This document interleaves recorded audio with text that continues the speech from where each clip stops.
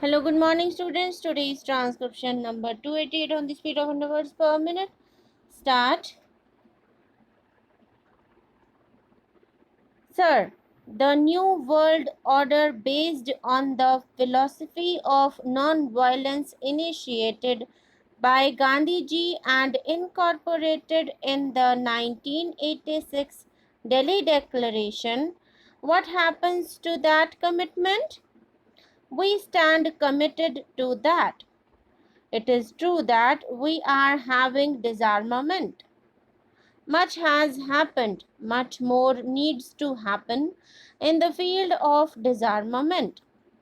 The intermediate missiles, more or less, have been wiped out, and then there is sizable reduction in the other missiles, and so on. But there is nothing like total and complete disarmament yet in sight. Even today, the armaments that they have are enough to destroy the world many, many times over. So, what are we really talking about? We are talking about a very slow and very limited amount of disarmament that has been brought about.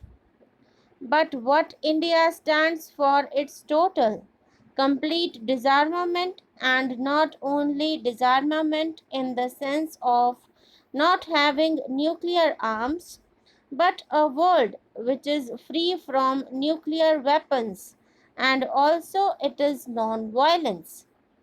If you completely destroy nuclear weapons today, but after 10 years, if another kind of weapon, which may not be called nuclear, but which may be much more destructive than a nuclear weapon, suddenly emerges from somewhere, from some power, then you have not really contributed to that world of non-violence which you talked about in 1986.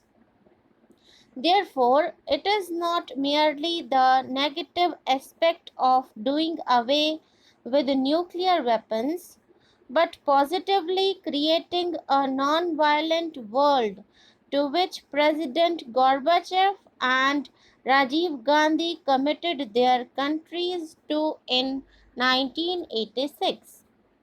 That commitment, Mr. Speaker, Sir, remains, and that commitment India will complete.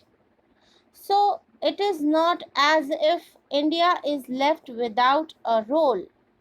Now, we have been again baffled by what happened in the Soviet Union.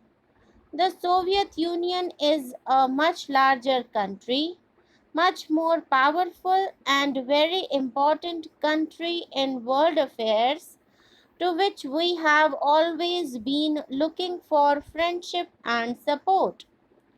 Apart from what happens to the future of the Soviet Union, about which I am not as pessimistic as some people are, I would like to say that in respect of our relations with the Soviet Union, about which some people might think that these relations may get shattered, our economic cooperation might be in doldrums.